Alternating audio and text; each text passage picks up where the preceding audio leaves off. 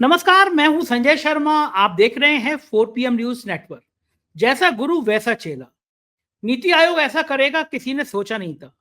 बड़े जोर शोर से ऐलान कर दिया, हम पांचवी से चौथी अर्थव्यवस्था बन गए। भक्त भक्तनियां नो न्यूज चैनल के एंकरिया डांस करने लगे, कसीदे पढ़ने लगे, मोदी हैं तो मुमकिन है, देखो क्या तरक्की हो गई। इस बीच में हरियाणा में एक परिवार के 7 लोगों ने गरीबी कर्जे से खुदकुशी कर ली। तब लोगों ने सवाल किया कि 80 करोड़ लोगों को 2 वक्त का राशन दे रहे हो, किसानों की आत्महत्या के आंकड़े जुटाना बंद कर दिए, काय की अर्थव्यवस्था। 24 घंटे बाद पोल खुल गई कि नहीं नहीं, वो गलती हो गई थी, हम अभी 5वें पर हैं। वो तो नीति आयोग भी ऐसा कर सकता है।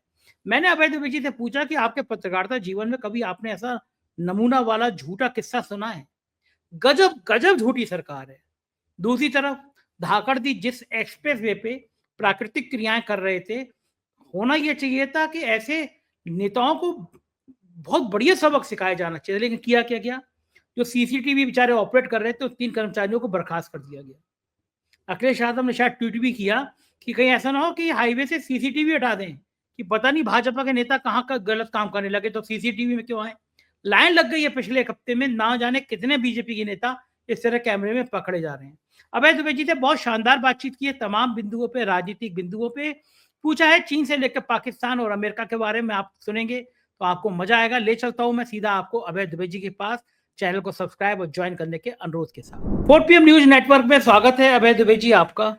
भारत की व्यवस्थाओं का मैं मतलब कायल हो गया हूँ, इतनी जबरदस्त व्यवस्थाएं कहीं होती नहीं। नीति आयोग ने कहा कि भाई हम लोग कमाल कर दिया, हम लोग अर्थव्यवस्था के मामले में दुनिया में चौथे नंबर पर आ गए। सारे भक्त और भक्तनियां न्यूज चैनल के एंकरियां बिल्कुल डांस करने लगे। दिन भर टीवी चैनल पे चलने लगा, देखो ये है मोदी जी की कामयाबी, हम लोगों ने ये छलांग मारी। सारे सारे नेता लंबे लंबे बयान देने लगे कि देखिए मोदी जी हैं तो मुमकिन है, हम चौथे नंबर पे आ गए, पहले कभी नहीं हुआ ऐसा। देखिए 24 घंटे पहले बीते और मामला खुल गया, बोले नहीं नहीं गलती से कह गए थे, हम अभी हम 5वें नंबर पे हैं। मतलब नीति आयोग जैसा संस्था, उसके सर्वे सर्वा ऐसे बयान दे रहे हैं कि हम चौथे पे आ गए। 24 घंटे बाद कह रहे हैं नहीं गलती हो गई आंकड़ों में, हम 5वें पे हैं। दूसरी तरफ जब 5वीं अर्थव्यवस्था से चौथी पर आए, लोग डींगे मारने लगे, अगर देखो भारत की तरक्की हो गई। इसी बीच में खबर, दर्दनाक खबर आई हरियाणा के पंचकुला से। एक परिवार के 7 लोगों ने आत्महत्या कर ली, गरीबी और कर्जे से परेशान थे। महाराष्ट्र में किसानों की आत्महत्या के आंकड़े रिकॉर्ड पे आना ही बंद हो गए हैं। ये मुझे कल किसी ने बताया कि आत्महत्या के आंकड़े नहीं आते, अब आप ढूंढते रहिए कि कितने आत्महत्या की बताए, ऐसी चीजें ही गायब कर दो ना जिससे हमें समस्या पैदा हो। लेकिन मुझे हैरानी हो रही है अभय जी, आपने अपने पूरे जीवन में इतनी किताबें लिखी है, इतना आपको अनुभव है, कभी आप कल्पना कर सकते थे कि नीति आयोग जैसी संस्था का सर्वे सर्वा इतना बड़ा झूठ बोल देगा, 24 घंटे बाद मामला पलट जाएगा, दुनिया हंस रही होगी कि ये भारत है।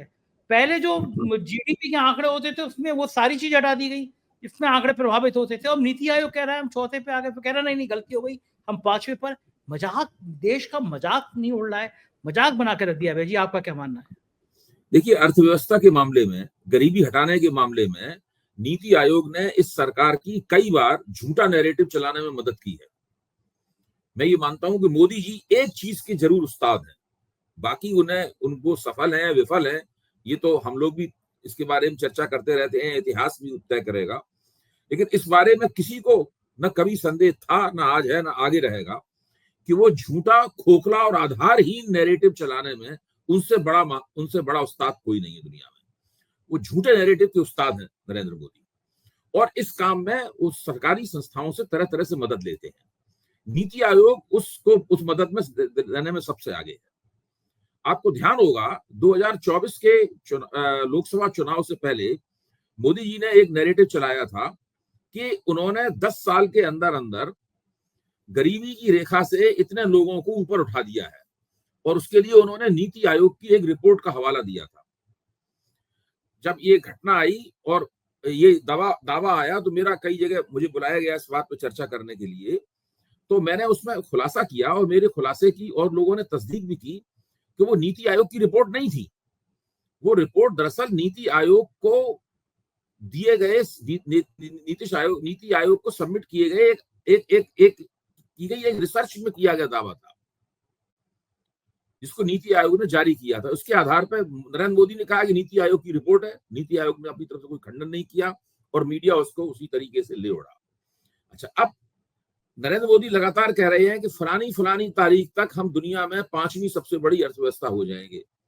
इस वक्त हम तीसरी सबसे बड़ी अर्थव्यवस्था हैं, आगे हम 5वीं अर्थव्यवस्था हो जाएंगे। तो तीसरी से 5वीं में पहुंचने के लिए आपको चौथा मुकाम तो प्राप्त करना होगा। तो इस वक्त नीति आयोग ने उन्हें चौथा मुकाम प्राप्त करने में मदद दी है। अब मैं इसका रहस्य आपको बताता हूं। नीति आयोग के जो सीईओ हैं सुब्रमण्यम साहब, उन्होंने ये दावा किया कि भारत ने जापान की अर्थव्यवस्था को पार कर दिया है। उसके बाद में जो अरविंद विरमानी दूसरे नीति आयोग के सदस्य हैं, उनको लगा कि ये शायद ज्यादा वो भूल गए। तो अरविंद विरमानी साहब ने ये कहा कि अभी नहीं पार किया है, लेकिन इस साल के अंत तक पार कर देंगे। तो हाँ, आप देखिए ये झूठ बोलने की प्रतियोगिता देखिए। अब मैं आपको एक आंकड़ा देता हूं कि अगर जापान का जीडीपी जो है वो 418.431 बिलियन डॉलर है, तो इन लोगों के मुताबिक भारत का जीडीपी 4187.0117 बिलियन डॉलर होने जा रहा है। यानी वो जापान के, अगर ये सब आंकड़े सही हैं, तो वो जापान के जीडीपी से 586 बिलियन डॉलर ज्यादा होगा। आप सोचिए, 1 बिलियन डॉलर भी ज्यादा नहीं है जापान से, ये फर्क लगभग आधा बिलियन डॉलर से थोड़ा सा ज्यादा ये फर्क बताया गया है। इससे आप अंदाजा लगा सकते हैं कि ये एक बिल्कुल टेक्निकल किस्म की कवायद है। इसका आर्थिक यथार्थ से कोई संबंध नहीं है। आर्थिक यथार्थ क्या है?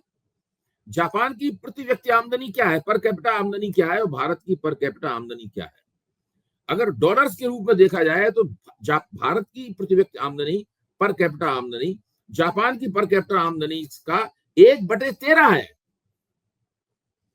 यानी जापान की आमदनी के अगर 13 हिस्से कर दिए जाए, जापान में पर कैपिटा आमदनी के अगर 13 हिस्से कर दिए जाए, अगर जापान में एक व्यक्ति, मैं अंदाजे के लिए कह रहा हूं, समझने के लिहाज से बोल रहा हूं, अगर जापान में एक व्यक्ति की पर कैपिटा आमदनी मान लीजिए $100 है, ज्यादा है लेकिन मैं केवल समझने के लिए कह रहा हूं, तो 100 के 13 हिस्से कर दीजिए आप,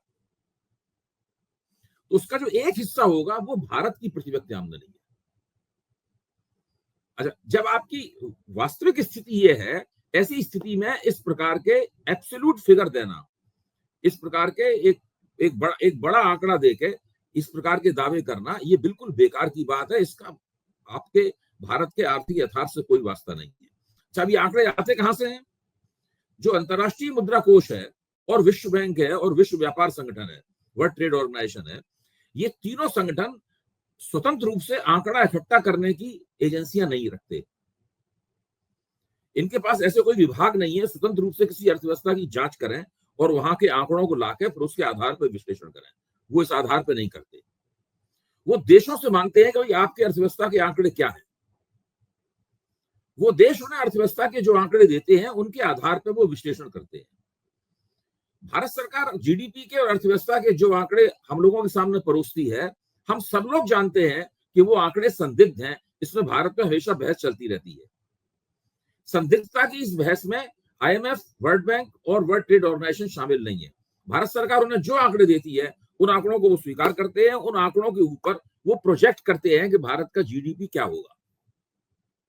पूरा खेल इस प्रकार से चलता है। बताइए साहब, उन्होंने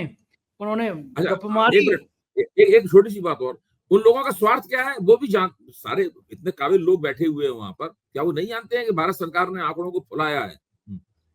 उन लोगों का स्वार्थ यह है कि वो भारत सरकार के हैप्पी नैरेटिव में, जो प्रधानमंत्री जी एक खोखला हैप्पी नैरेटिव चलाते रहते हैं, इसमें वो हाथ बटाने में उन्हें कोई संकोच नहीं है। इसलिए संकोच नहीं है कि वो चाहते हैं कि जब तक वो इसमें हाथ नहीं बटाएंगे, मोदी जी के हैप्पी नैरेटिव की तस्दीक नहीं करेंगे या उसकी पुष्टि के लिए उस पर अपनी मोहर नहीं लगाएंगे, तो कारपोरेट पूंजी की जो हुकूमत चल रही है इस देश के अंदर, उसके ऊपर सवालिया निशान लगना शुरू हो जाएंगे। ये उन्हीं का मॉडल, इसके आधार पर हिंदुस्तान में अर्थव्यवस्था चल रही है। उन्हीं के बताए हुए मॉडल में पूरा मामला चल रहा है। तो ये एक तरह से देखा जाए कि आप मेरी पीठ सहलाइए, मैं आपकी पीठ सहलाता हूं। You scratch my back, I will scratch your back. ये वाला पूरा मामला यहाँ पे चल रहा है। एक ऐसे देश में जिसमें जापान की पर कैपिटा इनकम का 13वां हिस्सा भारत की पर कैपिटा इनकम है, और जहां पर देश की 70% आबादी जो है उसको मुफ्त अनाज दिया जा रहा है, उस आधार पर चल रहा है, वहां पे ये गर्व की बात है कि एक खोखला गर्व, थोथा गर्व जो है लोगों के सामने परोसा जा रहा है कि हम दुनिया की 4थे नंबर की अर्थव्यवस्था हो गए। ये बात बिल्कुल इसी तरीके से झूठ है कि अचानक भारत के अंदर कोई घटना घटित हो जाती है तो अखबारों में थोड़ा था हम दुनिया में अब सबसे आगे। सारे अखबार, मैं टीवी की बात तो ध्यान ही नहीं देता आजकल, अखबारों का भी रवैया थोड़ा वैसे ही होता जा रहा है। अखबारों में क्या खबर छपती है पहले पन्ने में, इस मामले में हम दुनिया में सबसे आगे। अब हम नंबर 1 पर, मतलब रोज अखबार में कोई ना कोई ऐसी खबर आती है, अब हम नंबर 1 पर। भारत इस मामले में पहला देश बना। भारत में सबसे पहले ये पौधा उगाया गया, ये फूल भारत में सबसे पहले देखा गया, यहाँ गधे के सिर पे सबसे पहले सींग निकल आया। मतलब ये इस प्रकार की बातें जो है अखबारों में छपती हैं, और जिसको अपने मुंह मियां मिट्ठू बनना कहते हैं, जो मोदी जी की भारतीय राजनीति को सबसे बड़ी देन है, अपने मुंह मियां मिट्ठू बनना। बिल्कुल ठीक कह रहे हैं जी। और वो जो है आपकी बातों से मुझे एक बड़ा मजेदार किस्सा याद आ गया कि रामपुर के एक नवाब साहब थे, उन्हें झूठ बोलने की बड़ी आदत थी। अब वो इतनी लंबी झूठ बोलते थे, बीवी बड़ा परेशान थी। तो उसके तरकीब निकाली गई कि नवाब साहब से कहा उन्होंने कि अगर जो तुम दोस्त होते महफिल सजती है, तुम झूठ बोलोगे तो मैं अंदर से खांस दूंगी। मैं खांस दूं इसका मतलब तुम ज्यादा झूठ बोल गए हो। फिर एक दिन नवाब साहब के दोस्त आए और उन्होंने कहा, नवाब साहब ने कहा भी मैंने पिछले हफ्ते शेर मारा, वो शेर 80 फीट लंबा था, अंदर से खांसने की आवाज आई। बोले फिर मैंने देखा जरा गौर से तो 80 नहीं वो 60 फीट था। बीवी ने फिर खांसी की आवाज। बोले फिर मुझे यकीन नहीं हुआ, मैं टॉर्च मारी तो बोले वो 40 फीट था। फिर खांसने की आवाज आई। बोले फिर मुझे यकीन नहीं हुआ, मैं फीता लेके गया, फिर मैंने फीता से नापा तो वो 30 फीट निकला। फिर बीबी खांसने की आवाज आई। नवाब साहब बोले बेगम अब कितना ही खांस लो, अब तो नप गया, अब इससे कम तो हो नहीं सकता। तो नीति आयोग ने चौथा कह के हवा तो निकाली, लेकिन वो पांचवें भी आगे टिक गया मामला। तो ये सरकार की यही कहानी है कि केवल झूठे आंकड़े पर। और छोटी सी बात जोड़ दूं इस पूरे तर्क को पूरा करने के लिए, व्यवहारिक स्थिति यह है कि सरकार का यह दावा भी गलत है कि हम 5वें नंबर की अर्थव्यवस्था है। ये दावा भी सरकार का गलत है। इसलिए गलत है कि दरअसल तमाम अर्थशास्त्रियों ने जो जीडीपी की जो वास्तविक स्थिति है उसका आकलन किया है, और जो असंगठित क्षेत्र में गिरावट आई है उस गिरावट के साथ में उसको एडजस्ट किया है, उसका समायोजन किया है, और उन्होंने पाया है कि भारत व्यवहारिक रूप से दुनिया में 9वें नंबर की अर्थव्यवस्था है। अरुण कुमार जी का जाने माने अर्थशास्त्री, मैंने उनका इंटरव्यू किया था, अरुण कुमार जी का। अरुण कुमार जी ने यही कहा होगा मेरे ख्याल से। यही बिल्कुल सेम कहा उन्होंने, कहा कि असंगठित क्षेत्र 90% है, उसके आंकड़े हम लेते ही नहीं। वो आंकड़े लेने ही बंद कर दिएगा। वही जान है दुनिया में 9वें नंबर की अर्थव्यवस्था है। हाँ, लेकिन वो कहने को वो तो नीति आयोग के चेयरमैन बस रुकी गए कहते हुए कि वरना तो 3 नंबर पे पहुंचा देते। अच्छा, मजे की बात यह है कि ऐसे झूठ बोलने में कोई आसानी नहीं। आज प्रधानमंत्री जी जो है वो विदेशी कारों में बैठ के, विदेशी कारों के काफलों में जब वो चलते हैं, उनको महंगे महंगी चीजों का शौक है, तो खुद भी वो विदेशी कार में चलते हैं, और जाके वो लोगों से, जनता से अपील कर रहे थे कि आप देशी चीजें खरीदा करिए। चीन का नाम नहीं लिया, लेकिन कहा छोटी छोटी आंखों वाले गणेश जी भी हमारे यहाँ आ गए हैं। चीन का नाम, मतलब लोगों से अपील कर रहे हैं झालर मत लगाओ, दिए मत जलाओ, मतलब सारी राष्ट्रभक्ति चीन की झालर ने बनाए। उसी दिन आज उत्तर प्रदेश के अखबार में खबर छपी है कि चीन की बड़ी कंपनियां उत्तर प्रदेश में हजारों करोड़ का निवेश करने आ रही हैं। एक तरफ प्रधानमंत्री जी कह रहे हैं कि धंधा बंद करो, उधर से उत्तर प्रदेश में हजारों करोड़ का निवेश करने आ रही हैं। और ये खबर संजय जी आपकी निगाह में नहीं पड़ी कि भारत के विदेश मंत्रालय ने चीन से तकरीबन प्रार्थना के अंदाज में ये कहा है, 3-4 दिन पहले आई थी खबर, तकरीबन प्रार्थना के अंदाज में ये कहा है कि जब आपको पाकिस्तान के बारे में कुछ बोलना हुआ करे तो कम से कम भारत की संवेदनशीलताओं का तो ख्याल रख लिया कीजिए। हम आखिरकार आपके सबसे बड़े पार्टनर हैं। ये वैसे ही हो गए, थप्पड़ मारा। मैं कह रहा हूँ ये स्थिति है। वो आज तो मुझे मजेदार किस्से याद आ रहे हैं ना। वो एक पिक्चर आई थी, नाम भूल रहा हूँ उसका, उसमें विधायक पुलिस अफसर था IPS, तो मंत्री जी बहुत हड़का रहे थे, तो बोला मंत्री जी मुझे आपसे अकेले बात करनी है। जैसे ही बाहर चले गए चमचे सारे उसके, विधायक अफसर ने चप्पल लेके धै मंत्री कमरा बंद करके, और कहा कि बाहर दरवाजे निकला और मंत्री जी को झाड़ते पोछते। मंत्री जी बाहर आके तो कहेंगे नहीं पिटे हम, तो ये भी भारत वही कहना चाह रहा है कि भाई बेइज्जती करो तो हल्के से करो, मतलब चाइना, ये नहीं हो रहा कि हम चाइना पे क्यों निर्भर रह के हम इतना मजबूत कर लें अपने आप को। जब धमकाते थे तो पाकिस्तान का नाम लेके धमकाते थे, चाइना का नाम ही नहीं लेते। हमारे बराबर का टाइम का मुकाम वाला आदमी, जीडीपी देखिए क्या क्रांति कर दी, इलेक्ट्रॉनिक चीज में क्रांति कर दी। वहां के नौजवान कितने बढ़िया बढ़िया रिसर्च कर रहे हैं, चीन के नए नए आगे बढ़ रहे हैं।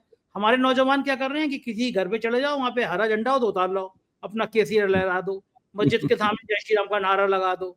इसके अलावा खुदाई करना शुरू कर दो, खुदाई करना शुरू कर दो, खुदाई करना शुरू कर दो। हमारी हमारी सारी बढ़त जो है वो इसी में हो रही है। चाइना डेवलप कर रहा है, और बढ़त किसमें हो रही है? धाकड़ साहब ने काम शास्त्र का नमूना दिखा दिया सड़क पे, भारतीय जनता पार्टी के नेता। और मैं तो बड़ा दुखी हूँ कि ये पता नहीं सीसीटीवी वालों को क्या हो गया, ढूंढ ढूंढ के पिछले एक हफ्ते में अभय जी कम से कम एक दर्जन भाजपा नेताओं की वीडियो या फोटो सामने आ गए हैं, महिलाओं से अश्लील बात करते हुए। और धाकड़ साहब का जो वीडियो है वो तो धाकड़ तरीके से पूरी दुनिया में गूंज गया। एक टाइम में राघव जी जो मिनिस्टर थे, संघ के प्रचारक रहे थे, वो अपने नौकर के संग बाथरूम में पकड़े गए थे। एक टाइम में उनके किस्से गूंजे थे, और एक टाइम में ये धाकड़ जी गूंज गए पूरी दुनिया में। मतलब लोग हैरान है कि सड़क पे कोई आदमी इस तरह के व्यभिचार कैसे कर सकता है। लेकिन कार्रवाई क्या हुई? कार्रवाई, जो टोल पे लोग थे तो सीसीटीवी का इंचार्ज देखा करते थे, उनको बर्खास्त कर दिया कि सीसीटीवी पता कैसे चल गया। तो लोग आज कमेंट कर रहे हैं, अखिलेश यादव ने शायद ट्वीट किया है कि कुछ दिनों बाद ये हाईवे से सीसीटीवी हटवा देंगे कि भाई ये भारतीय जनता पार्टी के लोग प्राकृतिक क्रियाएं कर रहे सड़क पे, तो सीसीटीवी ना होना चाहिए। बीजेपी के दफ्तर हट जाएगा, बीजेपी दफ्तर करते हुए हट जाएगा। आप किस हद तक बदतमीजी की लिमिट देख रहे हैं आप कि सीसीटीवी के लीकेज के हो तो कर्मचारी बर्खास्त कर दिए गए। अरे यार, तुम्हारा नेता एक महिला कैसा इतनी आपत्तिजनक बात कर रहा था, तुम्हारा कमरा नहीं था, घर नहीं था, सड़क पे क्यों कर रहा था ये सब चीजें? तुम अपने संस्कार ठीक करो, कर्मचारी बर्खास्त कर रहे हो। अब वो 70 साल के बलिया के नेताजी एक महिला डांसर को गोद उठाकर अश्लील कृत्य कर रहे हैं। तो ये कहीं ना कहीं चारित्रिक, आप पूरी कांग्रेस को अपने ले आए, पूरी विपक्ष को अपने ले आए, जिनको गुंडे मवाली कहते थे, आरोप लगाते थे, वो आपके मुख्यमंत्री हो गए। जो भ्रष्टाचार, आपने गंदगी, कीचड़, कमल खिलता है तो आपने पूरी कीचड़ ही लपेट ली अपनी तरह। तो ऐसे ऐसे संस्कारी लोग लाओगे तो ये होगा। ये अब कोई वॉशिंग मशीन इनकी कुछ गड़बड़ कर रही होगी, कैसे साफ हो गया जी? क्या हल होगा इसके? मैं समझता हूं कि भारतीय जनता पार्टी का जो उत्कर्ष काल था वो 2023 तक उत्कर्ष काल था भारतीय जनता पार्टी का। अंतिम कार्यक्रम भारतीय जनता पार्टी ने जो बहुत शानदार और कामयाबी के साथ किया था, वो कार्यक्रम था राम मंदिर की प्राण प्रतिष्ठा करना। वो उन्होंने बड़े सुव्यवस्थित तरीके से किया था, उसमें कोई घपला नहीं हुआ, कोई लोचा नहीं आया, और उससे भारतीय जनता पार्टी के पक्ष में एक नैरेटिव बनता हुआ भी लगा था उस वक्त, जो कि बाद में हम लोगों को पता चला कि उतना प्रभावी नहीं साबित हुआ। लेकिन उसके बाद से आप देखिए, उसके बाद से कुछ ऐसा है नहीं जो भाजपा के पक्ष में जा रहा हो। इस वक्त तो भारतीय जनता पार्टी गंभीर संकट का सामना कर रही है, और उनको साख का संकट भी है, और उनकी समझ में नहीं आ रहा है कि ये जो सवाल उठे हैं संघर्ष विराम के ऊपर, और ट्रंप साहब ने जो मोदी जी से के प्रति दोस्ती अपनी निभाई है, इससे कैसे बचें। ये बहुत मुश्किल इनके लिए साबित हो रहा है। मोदी जी जो डायलॉग बाजी कर रहे हैं, ये लफाजी काम नहीं आएगी उनके, ये सब नहीं चलेगा नहीं अब ये। और मुझे लग रहा है कि मुझे ये भी लग रहा है कि जितने उत्साहपूर्वक बालाकोट स्ट्राइक के बाद में भाजपा ने प्रचार किया था, प्रचार में भी उतना उत्साह नहीं है भाजपा की तरफ से। भाजपा के भीतर भी काफी लोचा है, भाजपा के संगठन में भी अब वो बात नहीं रही कि वो बहुत जोश खरोश के साथ लोग निकल पड़ते हैं, वो करें, ऐसा नहीं रहा। समझ में आ रहा है कि कमजोर हो गया है। हाँ, हकीकत समझ में आ रही है। दूसरी तरफ मैं देख रहा हूँ कि कांग्रेस के अंदर भी कुछ नेता बड़ी तेजी से उभरे हैं। जैसे मैं इमरान प्रतापगढ़ी का जब चयन हुआ तो मैं विरोध में था, मतलब मन में मुझे लग रहा था कि ये कवि को, शायर को क्यों भेज दिया गया।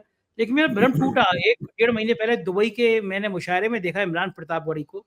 वो बोलने आया कि हम पिंचर ही नहीं बनाते, हम देश के लिए सर भी अपना कटवा देते हैं। तो दुबई में वो दीवानगी देखी मैंने इमरान प्रतापगढ़ी की, लोग उनको हाथ चूमने के लिए, उनसे गले मिलने के लिए बेताब थे। तो मैं उनकी कविताएं सुन के बड़ा प्रभावित हुआ। फिर अमेरिका चले गए थे। आज बड़ा मजा आया, मैं रांची आया हुआ था। रांची जैसे ही एयरपोर्ट पे देखा मैंने, सब तरफ इमरान प्रतापगढ़ी के फोटो बड़े होर्डिंग लगे हुए हैं। तो आज वो आए थे और उस आदमी ने आके भयंकर भव्य स्वागत रांची में यूथ ने किया। बहुत बढ़िया ट्वीट उन्होंने किया, वो मैं पढ़ के सुनाना चाहता हूँ। जो उनके शौर्य दिवस मना रहे हैं, फूलों की बरसात कर रहे हैं, कि कर्नल सोफिया के घर वालों को बुला लो। रवीश जी ने शो भी बहुत बढ़िया किया, बड़े अच्छे सवाल पूछे हैं कि जो हमारे मृतक सिपाही हैं या मृतक मरे हैं, क्या उनके परिवार वालों को भी बुलाया जाएगा, या मोदी जी उनके परिवार वालों के पास जाएंगे कि हम पे फूल बरसा दो? पुंछ में जो लोग मरे हैं, क्या उनके परिवार वालों से भी कहा जाएगा फूल बरसा दो? इमरान प्रतापगढ़ी ने जो कांग्रेस ने अब इसके जवाब में जो शुरू किया है, रांची में बहुत बड़ी जनसभा हुई। मैं उधर से निकल के आया तो मैं रुका था, इटकी एक जगह है, तो इन्होंने ट्वीट किया है कि आज प्रतापगढ़ी ने कि आज रांची के इटकी मकान मैदान में जय हिंद सभा में भारतीय सेना के शौर्य को सैल्यूट करने के लिए झारखंड निवासियों का हजूम उमड़ पड़ा।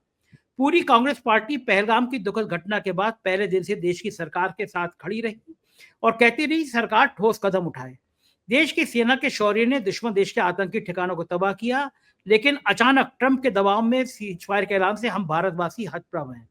मोदी सरकार से अनुरोध है कि सेना के खिलाफ बयानबाजी करने वाले अपने मंत्री को मंत्रिमंडल से बाहर निकालें। पूरा देश आज इंदिरा गांधी को याद कर रहा है। प्रधानमंत्री जी को संसद का विशेष सत्र बुलाकर देश को बताना चाहिए कि भारत जैसा संप्रभु राष्ट्र किसी बिचौलिए देश की मध्यस्थता स्वीकार नहीं करेगा।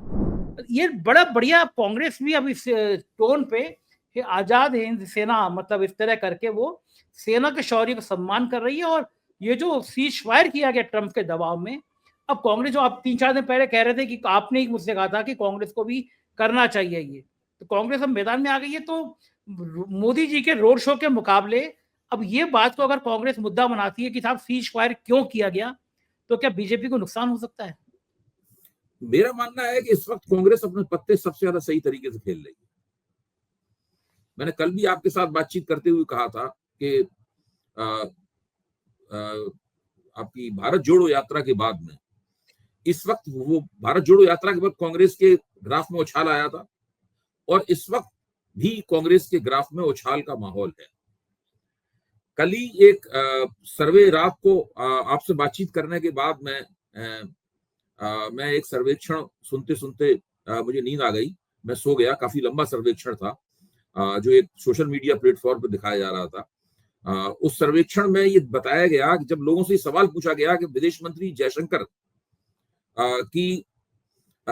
की राहुल गांधी ने जो आलोचना की है उस आलोचना से आप किस हद तक सहमत हैं, तो ये पता चला कि जो नौजवान लोग हैं वो बहुत बड़े पैमाने पर उस आलोचना से सहमत है। और भारतीय जनता पार्टी के लिए एक बहुत बड़ा झटका तब आया जब उस सर्वे में आया कि महिलाएं बहुत बड़े पैमाने पर उस आलोचना से सहमत है। उस आलोचना से असहमत लोग वो हैं जो उनकी 58 और उसके ऊपर की उम्र है, वो लोग उस आलोचना से सहमत हैं। वो इस बात से असहमत नहीं है कि राहुल गांधी सवाल ना पूछें, वो कहते राहुल गांधी सवाल पूछें लेकिन सरकार की आलोचना न करें।